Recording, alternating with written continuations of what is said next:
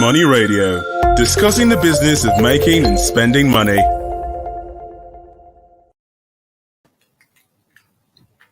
Hello, you're welcome to today's edition of Money Radio, our leadership podcast. Money Radio brings you the latest development in business and economic cycles of Nigeria and issues of businesses around the world. My name is Innocent Odo, and today we're going to talk about Techie Nigeria, and our focus today is on the issue of SIM NIN linkage. SIM means subscriber identity model, and of course the national identity number. The federal government has set the 31st of this month, that's October this month, as the deadline for subscribers to integrate their NIN with their SIM. And so there are some reasons the federal government came up with that policy, one of which, of course, is the security reason and, of course, economic development. So we're asking, after several postponements, after several extension of the deadline, it's likely that the federal government may not extend the deadline once again.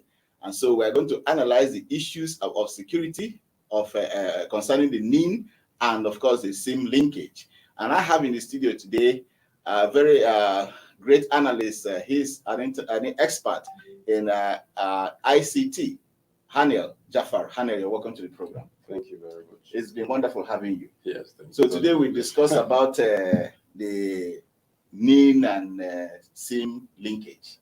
The federal government has set to the 31st of October as the deadline for the NIN linkage, which of course means that if after the deadline, those who are defaulting will have their SIM card, of course, disconnected from the platform. So, but chief among the reasons the federal government actually set out this policy is the issue of security. And of course, data is a very complete database for the country and for economic development.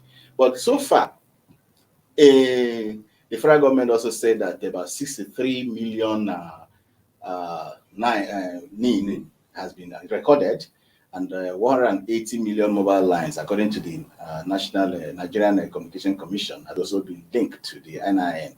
So there's a very significant progress being made already in that direction. However, the issue of insecurity is still pervading the land. Everywhere you go, it is government here or non-government here or non-government there, Boko Haram there and Boko Haram, bandits here and there. So it now begins to raise the issue once again. How far have we gone in this policy of NIN-SIM linkage in terms of security? Daniel. Okay, I think we will need to even start. Let's take a step backward to know, are we doing the NIN thing right? Because we're talking about insecurity. Yeah, that's the reason why the government brought forth the whole NIN-SIM linkage. Yes. But let's look at the NIN. Are we doing it right? What's the level of development that the NIN has come forth with? Yes. It's an IT innovation. We are asking the wrong questions. The questions we're supposed to be asking is, who's in charge of it? Was the NIN platform, was it developed by Nigerians? Was the NIN platform, is it being managed by Nigerians? Or is it a foreign organization or a foreign company that has been saddled with the responsibility to develop the platform that generates the NIN number? If we don't get, what kind of encryption are they using to secure the data? Because of what essence is it for me to link my SIM to the NIN, and at the end of the day, my details are now exposed. Yes. There was a time ago that some person said that about 37 million Nigerians data on the dark web, and it was an attack on NIN server. But they came out and said no, that the data there were not that those data were not from NIN. But yeah, whether data are there, whether the data are not there, whether the data are from NIN or data are not from NIN, it means that there is a possibility for them to be hacked. Now, I don't want a situation whereby we miss it and we fall victim the way Turkey for a victim. Yes. If you go to the dark web now, over 47 million of Turkey's citizens' database are floating all over the dark web. And the reason is because they did not put in the right measures in place to mitigate that risk. Who is developing this thing for us? What are they doing? What's the level of access? Can an organization approach NIN-SIM and say, please, I want you to link I want to have database of the NIN numbers. Yes. Would NIN-SIM agree to it? If they agree to it, what's the process to which they will agree to it? Yes, these are some of the questions we should be asking, and not the NIN-SIM linkage, because the NIN-SIM linkage is the aftermath when you get the NIN platform right, when it's first developed by in-house, because you can't afford giving the NIN platform to a foreigner to develop, because it's a national database. It is for us. It should be developed by us. Even though you want to invite someone to come in to develop it, yes, it must be homegrown. Yes. It must be a local development. It's not something we can just we must own it. It is ours. It is our database. We can't afford it.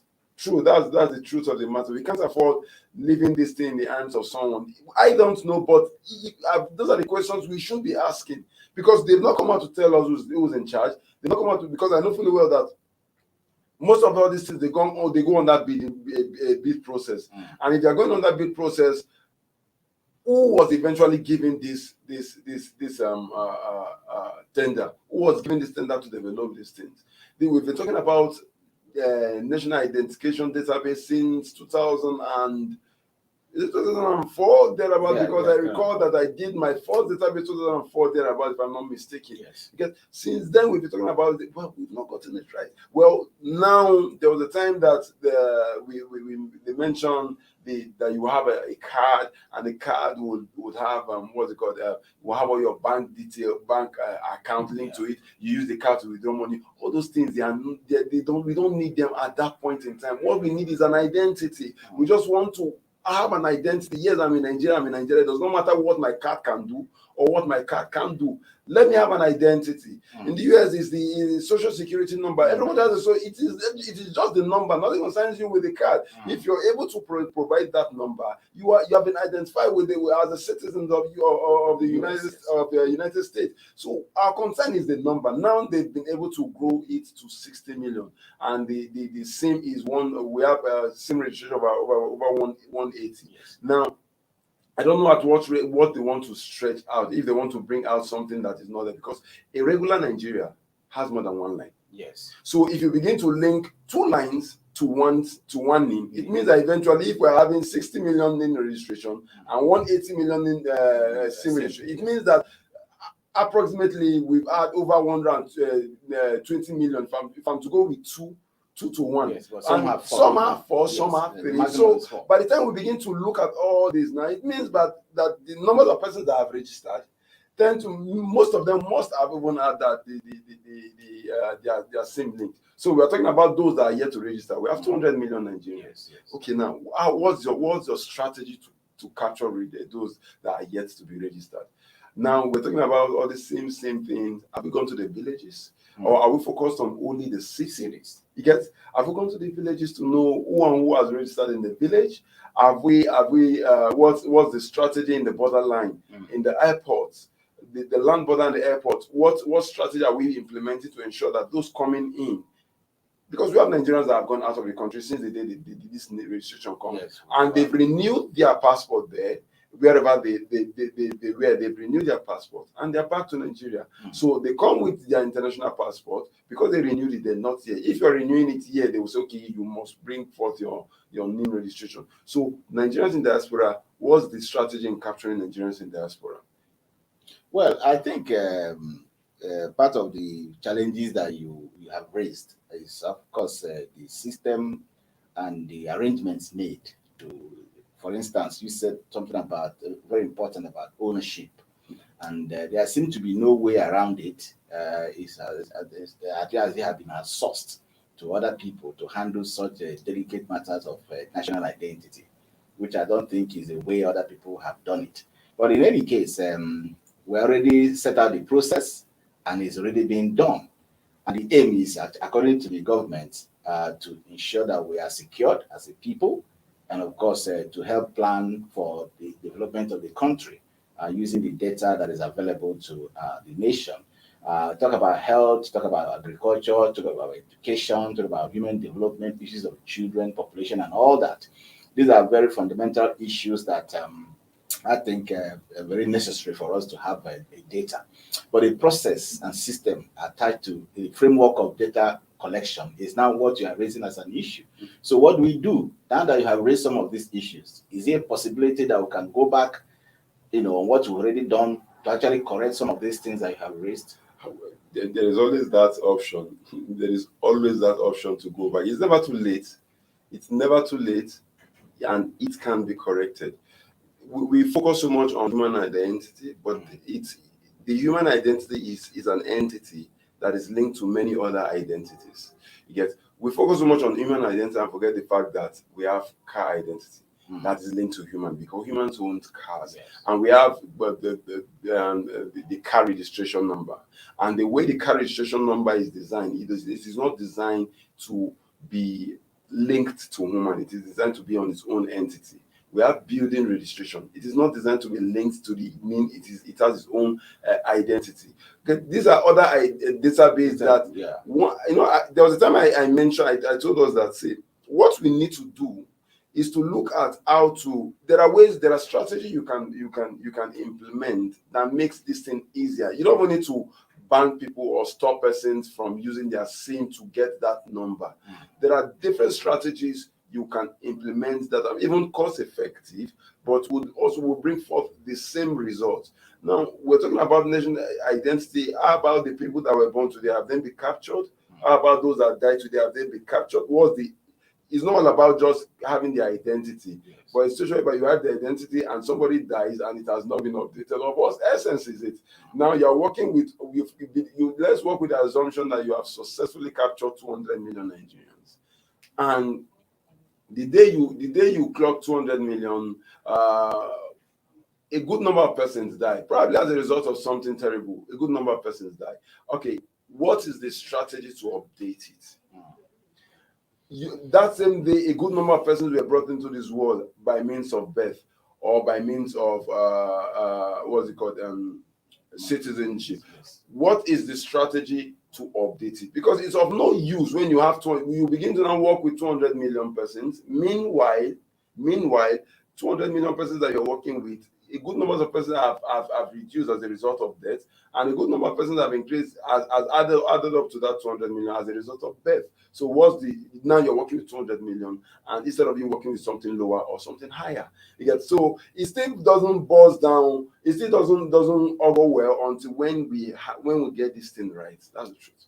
Okay, there's one other thing that is really disturbing to the Nigerian citizens, and we are talking insecurity here. And even the NIN process have actually come to question about some people who have migrated into Nigeria in recent times and are desperately looking for citizenship of Nigeria. And some have accused the current government of trying to extend the NIN exercise to accommodate people who are not Nigerians in order to give them Nigerian identity.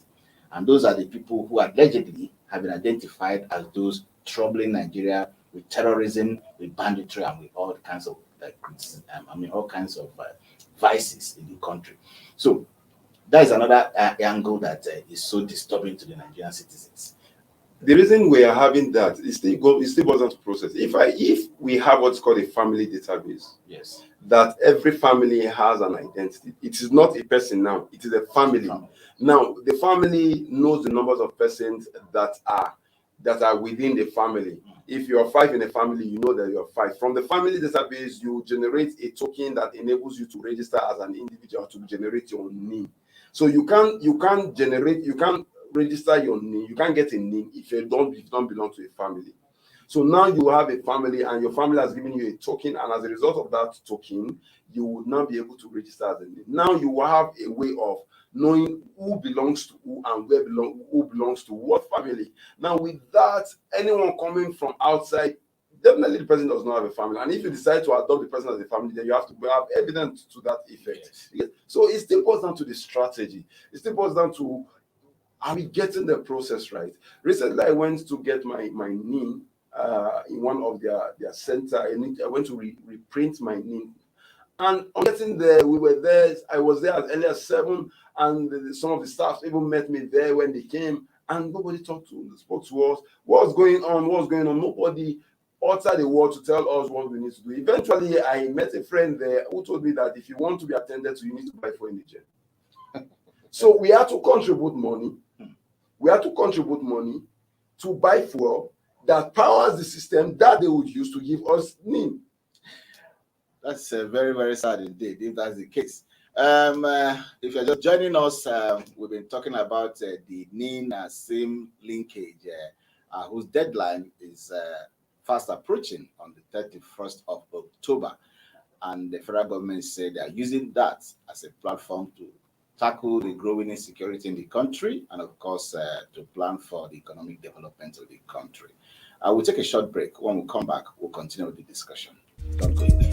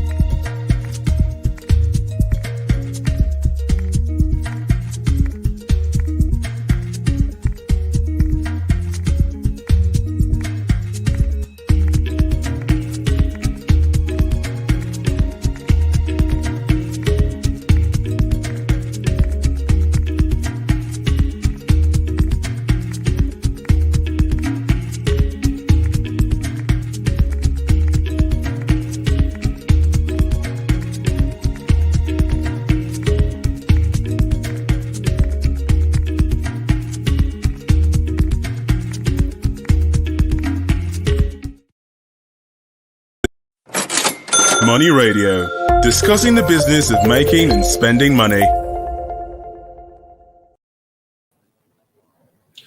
Welcome back. If you're just joining us, we've been having very interesting time talking about the NIN-SIM linkage, which deadline comes up on October 31st, and you have been advised to please go ahead and register and, of course, link your NIN to your SIM, that is SIM, to your NIN. I've been in the studio with Haniel Jafaru, and before we went on that short break, Jafaru, you were talking about the haphazard ways in which Nigerians, of course, especially those assigned with the responsibility to register people, the issue of people not taking this work seriously, and they're demanding for some token from people who came to register before they offer the services met. Now, I'm sure that the National Identity Management Commission, which is NIN-SIM, charged with that responsibility, have had a deluge of such complaints. I do not know how they are managing those kind of things, especially now that they are hearing us on what they have been doing. Well, I personally, on that particular day, I personally asked to see the head of that unit, and I asked what exactly is the issue. And his response was that it is not his fault, it is not NIN-SIM's fault, that they are attached to NIPOST, and because they are attached to NIPOST is supposed to be the one that is to fuel the gen for them to use, but the NIPOST is not fueling the gen, and they are not giving the fueling of gen does not cover their expense, so they have to wait until NIPOST fuels the gen before they can now register. So we know fully well that we have precious time as users who want the NIN or who want services as regards to the NIN. We now have to contribute money individually. We send somebody to go and buy. They said, no, we don't want them to collect the money. Go and buy the fuel. So we sent someone to go and buy the fuel. The person came back. We turned the fuel. We on the gen, and they now started giving. So if you don't come that early you would meet foreign indigenous. So you have there's that tendency that you would enjoy the benefits of so persons who contributed the money. But you can contribute low amount of money, and when you come in the afternoon, the food has finished. So it either you have to recontribute or you wait for the next day contribution. So it's now looking at it from the security perspective now. Those who wants to be who are coming from the neighboring countries and wants to be have this our name number, can exploit that vulnerability. The person can come and say, so it is the problem. The problem is fuel. Okay, no problem. Let me buy 2,000 naira fuel. Let me buy 3,000 naira fuel, and everybody will see the fact that the person is bringing only his money is one that is fueling it. Even you are, if you are the official of NIN, you will prefer to attend to the person, and you will not really care if the person is giving you false information or not, because the person has contributed to ensuring that systems are on. So what process is this exactly? What process are we doing? We have missed it. That's the truth of the matter. We have missed it. Why does it always happen, on a national assignment like this that is so critical to our own progress, our own security as a people, is handled in such a haphazard manner? Let me give you an example. So many years ago, when I went to do my youth service somewhere in the northern part of the country, I discovered that the other national identity card that was processed in those days, I discovered that even I didn't have that card myself. I actually registered for it, I enrolled for it, but I never got that card. But when I went for youth service somewhere, I did discover that even foreigners actually saw that card in the hand of foreigners for the very first time. And I was asking, when I enrolled for this, I didn't get it. So why would foreigners be displaying this with their own identity inside reading as Nigerians, even when they claim to me that they came from certain countries? There are centers that you would go to in this NIN-SIM registration. Yes. You will go to those centers to register. It won't spend 1 week. They will call you to come and pick your card. And there are centers you will go to, and I've not received mine. I did mine since 2014, if I'm not mistaken. I'm yet to receive mine. I don't even know. I'm just hopeful that one day that they will call me and say, come and pick up your this day. But I know the NIN number. I have the NIN number, so I use it to do whatever transaction I want to do. So now we are linking NIN to SIM. What now happens when we want to do financial intelligence, and we need you to link your BVN to NIN. You go again, NIN BVN to NIN. Then something happens, we need to know the number of family and the person that owns the building. Go and link your building to SIM. You will go again, link your building to SIM. Then you get, by the time you're doing all this, you find out that you are putting so much stress on Nigerians. Why don't you start this thing and grow it like a flower instead of you starting from the top and bringing it down like a cone? Because we've missed it. I really don't know. I really don't know what we're going to do about this. But the truth of the matter is that we've missed it, and we may eventually redo these things if we're not careful, and if we don't re-strategize, we may eventually redo this thing. Now, this is one sad aspect again. Doing things all over and over again. This is the second time we're doing it.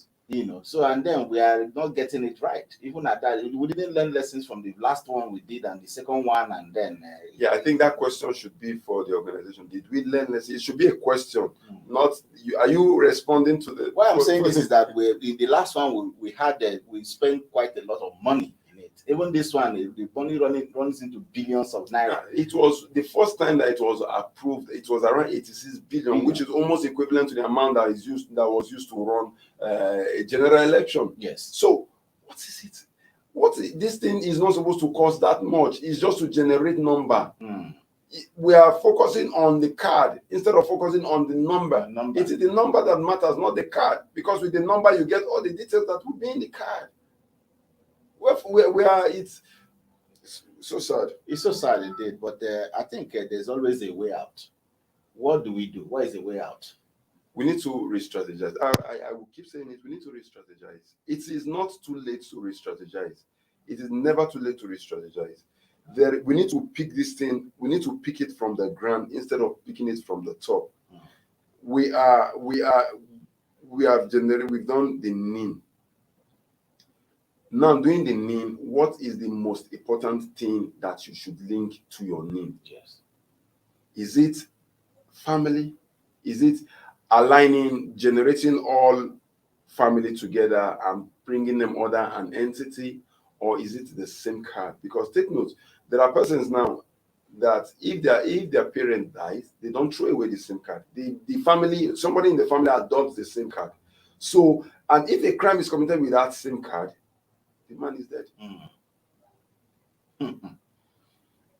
Yeah, so we need to go back, sit down, let's re-strategize, let's cross all the T's and dot all the I's, so that we know that we are doing a process that at the end of the day, even though somebody did not finish it, but it can be finished. Because with the way it is now, maybe because those that initiated it are not the one in power, or are not the one that is in the aim of affairs. So it's difficult to continue from where they stop. And the reason is because of poor implementation or poor design implementation. Once you have that, you have a poor design implementation, it will be difficult for someone to take over that project and take it to the end. Yet we have missed it, but it's still possible for us to go back and do the right thing. Okay, there's one other thing that we like, just like you said, so many loopholes in this whole exercise that we need to patch up. Patching up this will mean voting some huge sums of money again to start going back and forth to, amend the situation. How much of funding do we have now that the country is crying of lack of money everywhere, and then with the kind of money we're wasting away in pursuing projects that may eventually not give us the desired results? That's like we're pursuing right now. So the resources are scarce now, and we just have to make do with what we already have. Is it possible that what we have at hand can help us do anything reasonable in terms of managing the economy, and of course protect the integrity of the data of the citizens? Because that's one important aspect again. Once I am not with NIN-SIM, so I don't know what we have, and in terms of what remains in the area of funding, but I don't believe that the amount that was allocated to this, to the redesigning and the restructuring and re-strategizing of this thing should be huge. Yet it's you bringing stakeholders together. It's just all about thinking with your head and working with your hands. It really does not. If it's been designed by foreigners, it's simple. You transfer ownership and you call for you audit the software or the program generally. You call for application testing. You check to ensure that there are no loopholes, so that let's not be as if when they hand over the application to you as a person, then they can always have access to the application back end. So you have to test the application to ensure that there are no loopholes and there are no backdoors that gives them access back to you. Then you take ownership of your property. You continue. You train people that needs to be trained in the area of management. You employ well-meaning Nigerians and patriotic Nigerians who knows what it means to protect data and who will be ready to align with the Nigeria Data Protection Regulatory policy. These are just some of the things. Then you now sit down to strategize. Okay, now we have this database. How do we increase it? How do we get more persons to register? How do we do this? Just think. Once we're able to think, the truth of the matter is we will get answers and we'll get results. Okay, as I wind up, there's other thing that Nigerians are also asking. If you have linked about 63 million NIN to SIM, and we have not heard so much about using that to track the criminals who are committing banditry and terrorism, and kidnapping. People have kidnapped so many people, and they are using their phones to make calls.